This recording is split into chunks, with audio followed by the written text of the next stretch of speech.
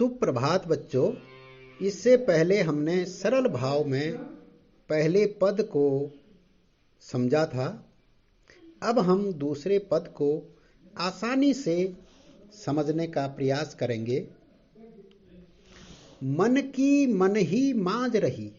मन यानी अपने मन की, मांझ का अर्थ होता है अंदर। गोपियां कह रही हैं कि हमारे मन की भावनाएं हमारे अंदर ही रह गई, हम उसे व्यक्त नहीं कर पाई हैं। हे उद्धव, तुम ही बताओ, हम अपने दिल की भावनाएं किसे कहें? हम औरों से अपनी बात नहीं कह सकती हैं।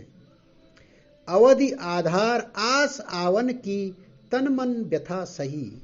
अवधि का अर्थ होता है समय, आस यानी उम्मीद, आवन का अर्थ होता है आने की, व्यथा का अर्थ होता है दुख। गोपियां कह रही हैं कि हम श्री कृष्ण के गोकुल आने के इंतजार में दुख सहते थे। हमें उम्मीद थी कि एक निश्चित समय के बाद श्री कृष्ण गोकुल लौट आएंगे।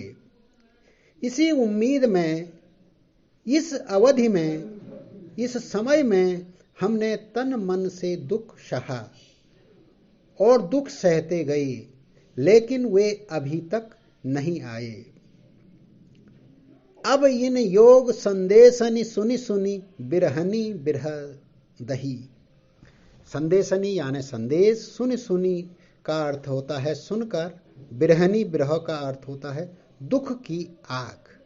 गोपियां उद्धव से कहना चाहती हैं कि तुम्हारे योग के संदेश को सुन सुनकर हमारा दुख बढ़ गया है और हम विरह की आग में जल रहे हैं।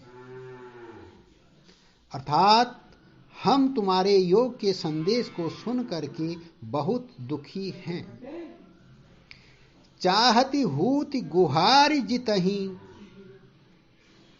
ते उतते धार वही। चाहती का अर्थ होता है चाहना, हूति का अर्थ होता है थी, गुहार यानी पुकारना, उत यानी वही से, धार का मतलब धारा, बही का मतलब बहना।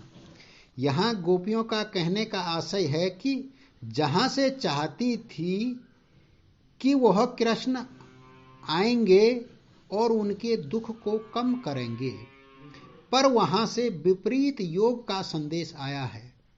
अर्थात श्री कृष्ण के न आने से प्रेम की उल्टी धारा बही है। अर्थात गोपियां कहना चाहती है कि जहां से हमें प्रेम के संदेश की उम्मीद थी, वहां से हमें विपरीत संदेश ही मिला है। सूरदास अब धीर धरहि क्यों, मर्यादा न लही।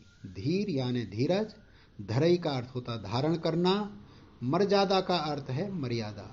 सूरदास जी लिखते हैं कि गोपियां कह रही हैं कि अब हम धैर्य क्यों रखें जब श्री कृष्ण ने ही मर्यादा नहीं रखी।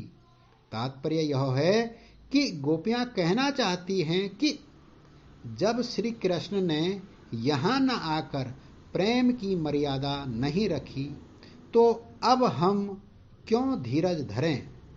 प्रेम की मर्यादा से श्री कृष्ण को अभी तक आ जाना चाहिए था।